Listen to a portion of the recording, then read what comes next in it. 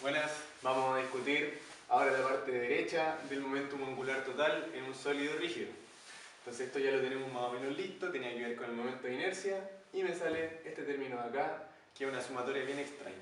Ahora, eso se puede calcular si uno tiene nuestro sólido rígido y sabemos la masita de cada una de las cosas que lo componen, tenemos la velocidad angular, tenemos el z respecto a un origen arbitrario en este eje de giro y tenemos los vectores de posición desde el eje de giro hasta cada una de las masitas, podemos calcular eso. Pero este término es feo y muchas veces, en muchas situaciones, este término es cero. Entonces vamos a ver cuándo se hace cero y resulta que se hace cero en una situación muy típica.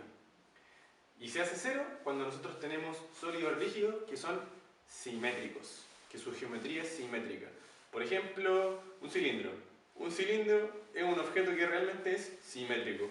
Un cubo, por ejemplo, también es un objeto que es simétrico. Y cualquier objeto que sea simétrico, ese término va a dar cero.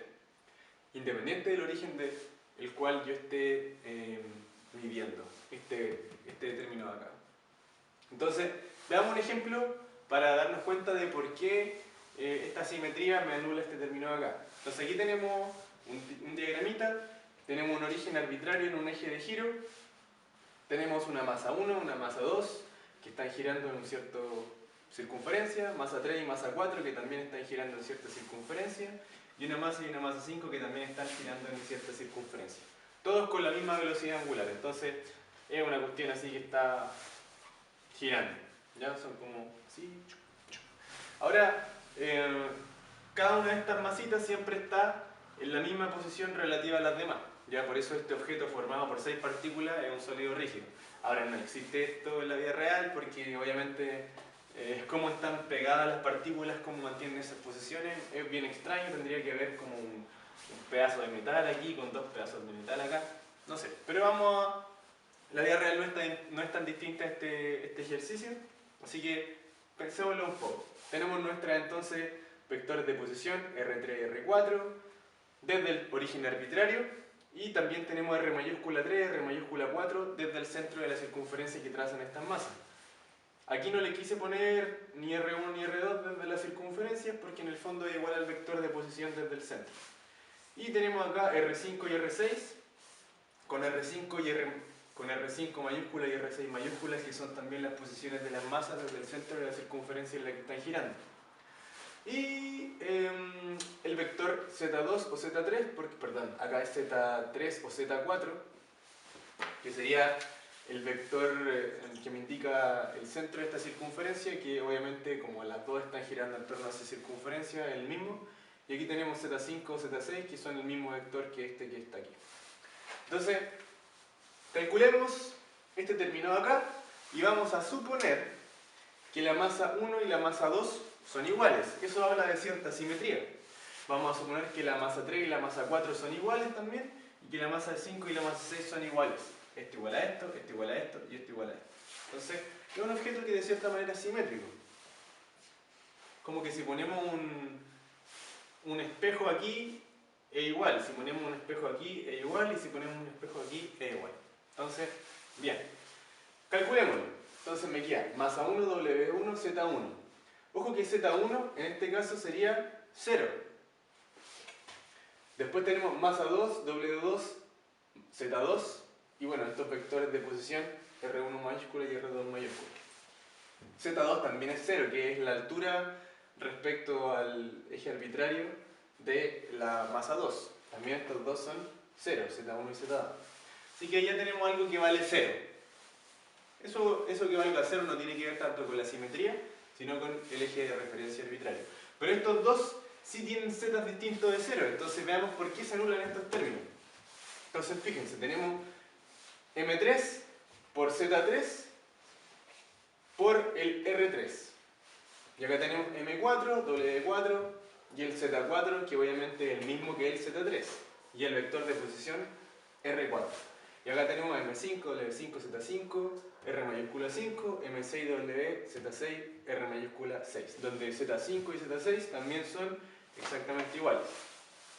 Ahora, volvamos ahora acá, considerando lo que habíamos dicho. Z1 y Z2 son 0. y acá le puse a M2, le puse M1. ¿Por qué hizo eso? Porque yo había dicho que las masas son estas iguales. Eso tiene que ver con la simetría. Esta es la condición de simetría. Entonces, bueno, estos igual términos se eliminan por el 0. Murieron. Ahora vemos todos de acá. M3W, Z3, R mayúscula 3, yo lo dejé exactamente igual, pero este de acá, el M4 lo cambié por E3, porque son iguales, ahí está. Y el Z4, que sería este de acá, lo cambié también por Z3, porque son exactamente iguales. Y tenemos el vector de posición R mayúscula 4. Pero fíjense que R mayúscula 4 es exactamente igual a R mayúscula 3, pero con el signo contrario, son el mismo vector, pero para el otro lado. Así que yo puedo escribir este R4 mayúscula como R3 mayúscula, pero con el signo negativo. Y ahí, si se dan cuenta, este con este se cancelan y me queda 0. ¿Se fijan? Entonces, ojo, estas masas, a pesar de que, o sea, aparte de que sus masas sean iguales, sus posiciones respecto al centro también son opuestas. Eso es simétrico, ¿ya? Entonces, esa es la simetría que tiene este objeto. Luego, en el caso último, tenemos nuevamente M6WZ6. M6 lo escribí como M5 ya que son iguales, simetría del objeto. Y Z6 lo escribí como Z5 porque la altura aquí que va hacia abajo también es la misma. Y el R6 mayúscula, que es la posición de la masa 6, es exactamente la misma que la posición desde el centro de la masa 5, pero con un signo menos. Son el mismo vector de posición porque están trazando una circunferencia, ¿cierto? A medida que van rotando. Y entonces escribí eso como menos R mayúscula 5 y nos damos cuenta que este y este son iguales pero con signos distintos, así que se cancelan. Se canceló todo y por tanto me quedó que el momento angular total es solamente el momento angular en Z. Y este término se murió, esta sumatoria desapareció. Entonces, ¿cuál es la conclusión? Si un sólido rígido es simétrico y su masa está distribuida de forma homogénea, que es esto de acá, entonces el momento angular total solo va a ser el momento angular en el eje Z. El momento angular en el eje horizontal o en el eje XY no va a dar nada. Ahora, ¿por qué yo les digo que en un cilindro, por ejemplo, esto va a ser exactamente igual?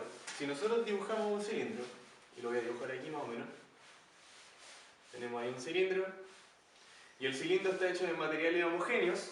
Cuando este esté girando, yo voy a tener aquí, por ejemplo, una masita 1 y acá voy a tener una masita 2. Y resulta que como el cilindro es homogéneo, estas dos masitas que van a estar girando, porque el cilindro también está girando, siempre van a tener R1 y R2 iguales, ¿cierto? Pero con dirección opuesta. Y las masas también son iguales. Entonces, estos dos en la sumatoria van a cancelarse. De la misma manera, por ejemplo, esta masita que está acá con esta masita que está acá. Esas dos también se van a cancelar. Y esta con esta también se van a cancelar. Y en la base, si miro, por ejemplo, esta masita con esta masita, que están a la misma distancia del centro, también se van a cancelar. Y puedo hacer ese mismo ejercicio tomando dos masitas e ir cancelando las de pares. Entonces al final voy a terminar cancelando las contribuciones de todos estos pares que al final terminan formando el objeto entero. Por eso, cuando nosotros tenemos un objeto simétrico que está rotando, nosotros podemos cancelar todo este término sumatorio, por estas razones de simetría. Así que lo importante es que su masa esté homogéneamente distribuida en el cuerpo, ¿cierto? Que no hayan concentraciones de masa aquí en algún lugar, y que obviamente sea un sólido rígido, o sea que el objeto siga manteniendo su forma mientras rota. Así que eso, espero que hayan entendido por qué este término se elimina cuando los objetos son simétricos.